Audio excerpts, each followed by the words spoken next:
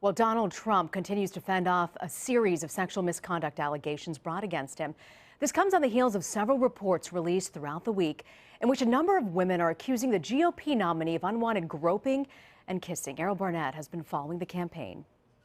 By the way, these teleprompters haven't been working for the last 20 minutes. At a late-night rally in North Carolina, an unshackled Donald Trump physically removed his teleprompters from the stage, looking past the latest in a slew of assault allegations against him. I love those signs, women for Trump.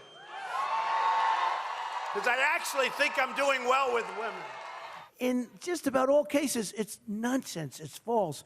But earlier in the day Friday, Donald Trump mocked the growing list of women who've accused him of unwanted sexual advances. Say, oh, I was with Donald Trump in 1980. I was sitting with him on an airplane. She would not be my first choice, that I can tell you. Even disparaging his female opponent, referencing when they crossed paths at the last debate. And when she walked in front of me, believe me, I wasn't impressed. As Trump spoke, two more women went public with claims of their own, bringing the total number of alleged victims to 6. This is the vivid part for me. One described an incident at a nightclub in New York. He did touch my vagina through my underwear. And the other, a former contestant on The Apprentice, described an experience in Los Angeles. I pushed his chest to put space between us, and I said, "Come on, man, get real." He repeated my words back to me. "Get real," as he began thrusting his genitals. Trump put out a statement denying ever meeting Summer Zervos at a hotel or greeting her inappropriately a decade ago. Donald Trump has asserted that all of these recent unsubstantiated allegations are categorically false, and I do believe it. Running mate Mike Pence told CBS this morning that Trump would have proof he's being falsely accused. I think even before the day is out, there'll be more evidence publicly that shows and calls into question these latest allegations. And Errol Barnett joins us now from our Washington bureau. Errol, we know as recently as last week, Vice President Mike Pence was on CBS this morning saying that there's evidence refuting these sexual abuse allegations. Did they ever follow through with that? In a word, Rena, no concrete evidence has been presented by the campaign as of yet to counter what these women have claimed. But what the campaign is doing, we are seeing, is doing everything it can to discredit the at least half dozen women who have stepped forward as much as they can. Donald Trump today saying the woman on the plane, Jessica Leeds, who claimed that he groped her, is just a crazy woman. She's a horrible woman, and really saying very disparaging things about her. In fact, they released a statement on Friday from the cousin of, allegedly, the cousin of another alleged victim, Summer Zervos, and that statement from the cousin says that she had nothing but glowing things to say about Mr. Trump for the past decade, and he assumes that her actions are nothing more than an attempt to regain the spotlight at Mr. Trump's expense. The campaign provided a witness to the New York Post to discredit Jessica Leeds' story,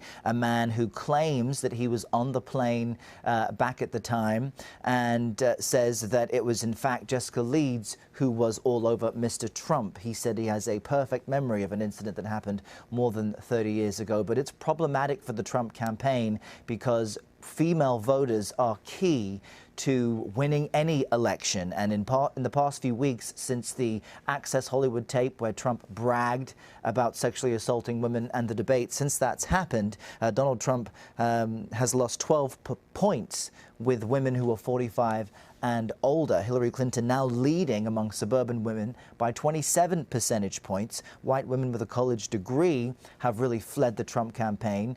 He's lost 7 percentage points of support from them. So by discrediting women who claim to have been victims of sexual assault, this could be a final damaging blow to the Trump campaign. With only 23 days to go before the election, it's when they should be making a closing argument, but instead they're on the defense, claiming innocence on Mr. Trump's behalf, even though what he said on that Access Hollywood tape matches up with the allegations these many women are making. So the campaign is in a very tricky spot at this point. They're not presenting concrete evidence. They're simply doing what they can to discredit these women. Errol, you know how it gets very dirty, especially this part of the campaign trail. There's opposition research on both sides. Trump has been accusing Clinton's camp of pushing these stories. Is there any truth to that? Well, essentially what Donald Trump is doing is he is increasingly calling this a rigged election, and he's pointing to the revelations inside the more than 10,000 emails released by WikiLeaks as proof. Now, it is not clear that those emails suggest or make any links to this election being rigged, but he is claiming that the media is in an alliance with Hillary Clinton and is doing whatever it can to spread lies and get her the presidency. But the emails contained, or I should say released by WikiLeaks, they're not the smoking gun that Mr. Trump suggests that it is. And in fact, the Clinton campaign is pushing back today in a post on Medium and trying to really change the narrative rather than defend what is in these emails which show the inner workings of the campaign. They're pointing the finger back at Mr. Trump and saying essentially in this post, what did Trump know and when did he know it?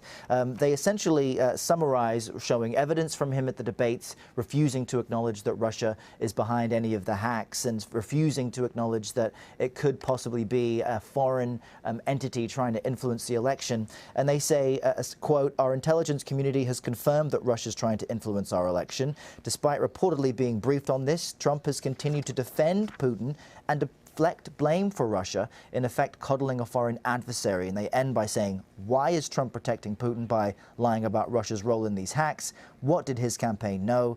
And when did they know it? Why won't he condemn this? So the Clinton campaign, rather than admitting that what's in the emails is true, rather than responding to the comments made, like Mrs. Clinton, her Achilles heel is having to apologize, and instead they're pushing it back on Mr. Trump and saying, why won't he condemn the actions of a foreign nation? So, as I say, in these final closing days, each side wants to be making a closing argument, but they are finding themselves having to really pivot and fight back for every single vote, as Hillary Clinton now leads by at least 7 percentage points nationally. So it's getting very intense these last few weeks. You know, Errol, we've seen Hillary Clinton, whether it was when she was running against President Obama or with Bernie Sanders in the primary, she gets these great leads and then she loses those leads. I'm wondering, do you think these WikiLeaks emails will have any impact on the lead that she currently has right now leading up to election?